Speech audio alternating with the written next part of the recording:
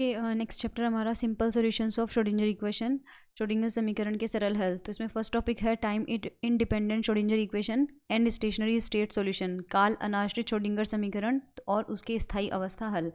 तो काल अनाश्रित मतलब जो टाइम पे डिपेंडेंट ना हो। तो हम सबसे पहले वो समीकरण लेते हैं जो टाइम पे डिपेंडेंट है। तो टाइम पे डिपेंडेंट रहने वाली श्रोडिंगर समीकरण जो है वो हमने पिछले लेक्चर के अंदर डिराइव की थी, उसका डेरिवेशन किया था। तो ये इक्वेशन नंबर 1 जो है वो टाइम पे टाइम डिपेंडेंट है, क्योंकि यहाँ पर अपन को दिख रहा है डेल टी वाला टर्म है और ये टाइम वाला है, इसका मतलब ये टाइम डिपेंडेंट है। ठीक है, तो यहाँ पर हम जैसा कि हमने प्रीवियस लेक्चर में भी किया था, प्रीवियस टॉपिक्स में भी किया था कि separation of variable method use करते हैं। सेपरेशन ऑफ वेरिएबल क्या होता है कि अगर कोई फंक्शन किन्हीं दो वेरिएबल का फंक्शन है तो उसे दो अलग अलग फंक्शंस के मल्टीप्लिकेशन के रूप में लिख सकते हैं, जिनमें से एक एक फंक्शन एक एक वेरिएबल का होगा। जैसे यहाँ आर और टी है तो ये फंक्शन केवल आर का होगा और ये फंक्शन केवल टी का होगा। ठीक है, ये वाला साई अलग है, ये मैंने उस टाइम भी बताया था, ये कैपिटल साई होता है और ये स्मॉल वाला साई है। ठीक है, अलग अलग साई है दोनों। तो यहाँ पर जो साई है उस साई की जगह हम क्या लिख सकते हैं, कैपिटल ये साई इंटू फाई, दो फंक्शन। अब मैंने यहाँ पर साई और फाई लिखा है, इसका मतलब आपको अंडरस्टूड है कि यहाँ साई आर है और फाई टी का फंक्शन है। ठीक है, मैंने ये अंदर वाले वेरिएबल नहीं लिखे हैं, यहाँ केवल साई फाई लिखा है। और राइट हैंड साइड में iota h cross del psi by del t psi r t. तो इस साई की जगह जब हम रखेंगे साई और फाई, तो क्योंकि डिफ्रेंसिएशन टी के रेस्पेक्ट में है और यहाँ पर जो फंक्शन है ये केवल आर का फंक्शन है और ये टी का फंक्शन है, तो टी के रेस्पेक्ट में डिफ्रेंसिएशन केवल फाई का होगा, साई का होगा ही नहीं, क्योंकि साई केवल आर का फंक्शन है। तो साई कांस्टेंट की तरह बाहर आ सकता है और डिफ्रेंसिएशन केवल फाई पे लग जाएगा, del phi upon del T.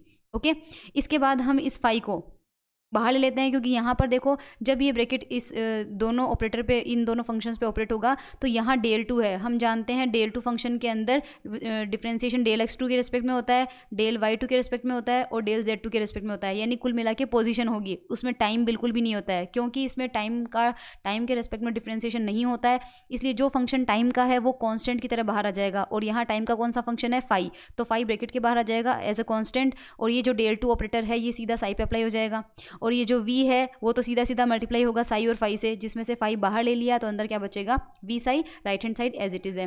पूरी इक्वेशन को साई इंटू फाई से डिवाइड कर देंगे। ये सेम अपन ने प्रीवियस लेक्चर के अंदर डेरिवेशन किया हुआ इस तरह का। तो साई और फाई से डिवाइड कर देंगे, तो यहाँ से जब डिवाइड करेंगे देखो साई फाई से और इस जगह डिवाइड करेंगे साई इंटू फाई से, तो यहाँ पर फाई से फाई कैंसिल आउट हो जाएगा, यहाँ बचेगा 1 अपॉन साई और यहाँ साई से साई कैंसिल आउट हो जाएगा, यहाँ बचेगा 1 अपॉन फाई, बाकी टर्म्स एज इट इज़ है। अब यहाँ पर अपने पास क्या है कि लेफ्ट हैंड साइड जो है वो केवल और केवल डिस्टेंस का यहाँ पर जो चेंज हो रहा है या डिफ्रेंसिएशन जो भी हो रहा है वो केवल डिस्टेंस के रिस्पेक्ट में है और राइट हैंड साइड में जो फंक्शन है वो केवल टाइम का है। लेफ्ट हैंड साइड वाला पार्ट केवल पोजीशन का फंक्शन है और राइट हैंड साइड वाला पार्ट केवल टी का फंक्शन है, क्योंकि अगर आप देखो तो यहाँ पर डेल टू के अंदर क्या है, x2 y2 z2, ठीक है। और यहाँ पर जो साई है ये केवल आर का फंक्शन है, ये साई है ये भी केवल आर का फंक्शन है, यहाँ पर साई है ये भी केवल आर का फंक्शन है। तो लेफ्ट हैंड साइड केवल आर पर डिपेंड कर रहा है और राइट हैंड साइड केवल टी पे डिपेंड कर रहा है और ये दोनों एक्सप्रेशन एक दूसरे के इक्वल है। इसका ये मतलब है कि जब हम, क्योंकि आर और टी क्या है, वेरिएबल्स है जिनमें चेंज होगा ही होगा, तो जब हम आर को चेंज करेंगे तो लेफ्ट हैंड साइड पूरा चेंज हो जाएगा लेकिन राइट हैंड साइड पर कोई असर नहीं पड़ेगा और ये इक्वेशन इनवैलिड हो जाएगी। क्योंकि मान लीजिए किसी टाइम पर ये इक्वेशन का वैल्यू आता है लेफ्ट हैंड साइड में 3 और राइट हैंड साइड में भी 3 आता है, जब हम आर को चेंज करेंगे तो लेफ्ट हैंड साइड में कुछ चेंजेस हो जाएंगे, सपोज ये 3 से 4 हो गया, लेकिन राइट हैंड साइड में कोई चेंज नहीं होगा, वो अभी भी 3 है, तो ये इक्वेशन उस टाइम वैलिड नहीं रहेगी। तो अगर हम ये चाहते हैं कि इक्वेशन नंबर 3 हमेशा वैलिड रहे आर और टी के सारे वैल्यूज के लिए, तो ये दोनों ही किसी सेम कॉन्स्टेंट के इक्वल होने चाहिए और वो कॉन्स्टेंट हम डिनोट करते हैं कैपिटल ई से, जैसा कि हमने प्रीवियस चैप्टर में भी किया था। तो यहाँ पर हम दोनों को ही सेम कॉन्स्टेंट के इक्वल मानते हैं विच इज़ कैपिटल ई, क्योंकि इसकी डायमेंशन जो आती है वो एनर्जी की आती है, इसलिए हम यहाँ पर इसको ई से डिनोट कर रहे हैं, क्योंकि ये होता है काइनेटिक एनर्जी का ऑपरेटर और ये होता है पोटेंशियल एनर्जी का, और iota h cross del by del t होता है टोटल एनर्जी का ऑपरेटर। तो दोनों साइड में एनर्जी आ रही है, इसलिए जो कांस्टेंट हम यूज़ करेंगे वो होगा टोटल एनर्जी। तो यहाँ पर इक्वेशन नंबर 4 और 5 को अलग अलग इक्वल कर दिया अपन ने। अब सबसे पहले इक्वेशन 5 को वापस लिख लेते हैं। ये जो साई है ये अब केवल आर का फंक्शन है, ठीक है, इस आर को ई के साइड भेज देते हैं तो हमें ये इक्वेशन मिल जाएगी। Equation number 6। Now this is time independent Schrodinger equation, जो कि हमने प्रीवियस चैप्टर में भी डिराइव की थी। तो ये होती है टाइम इंडिपेंडेंट, क्योंकि कहीं पर भी इसमें टाइम का पार्ट नहीं है।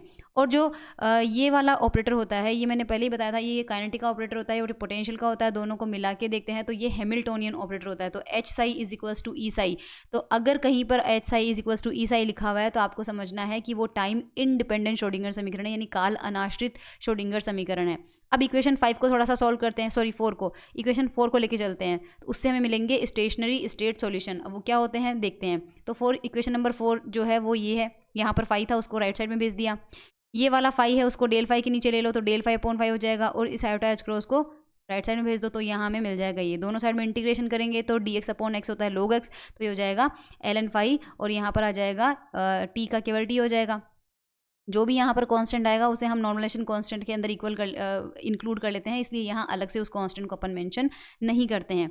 इसके बाद अपन यहाँ केवल फाई की वैल्यू निकालेंगे, तो ये लॉग उधर जाएगा तो एक्सपोनेंशियल में कन्वर्ट हो जाएगा। तो फाई का एक्सप्रेशन अपन को मिल गया। और हमने सबसे पहले शुरू में देखा था कि जो साई आर टी है वो psi r into phi t के इक्वल था, जब मैंने माना था। तो जहाँ फाई टी है उसकी जगह रख देंगे एक्सपोनेंशियल पार्ट, तो ये हो जाएगा टोटल सॉल्यूशन। अब हमें सेपरेशन ऑफ वेरिएबल के अंदर हमने देखा था कि ये साई आर टी दो अलग अलग फंक्शन के रूप में आता है, जिसमें केवल आर का फंक्शन होता है और ये वाला फंक्शन केवल टी का फंक्शन है।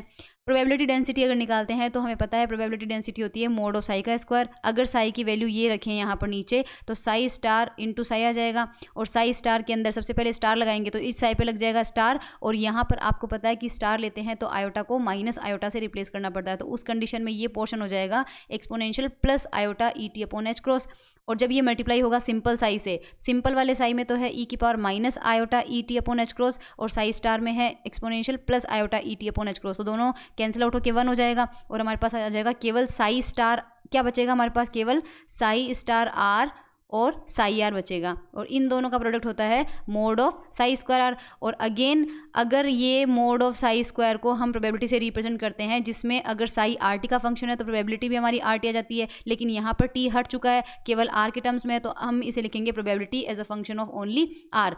यहाँ से ध्यान से देखने पर पता चलता है कि जो प्रोबेबिलिटी है it does not depend on time, ये टाइम का फंक्शन नहीं है। तो ऐसी स्टेट्स या ऐसी अवस्थाएं जो टाइम का फंक्शन नहीं होती है उन्हें हम कहते हैं स्थायी अवस्थाएं या फिर स्टेशनरी स्टेट, जो कि हेडिंग में था। तो ये स्थायी अवस्था कहलाती है।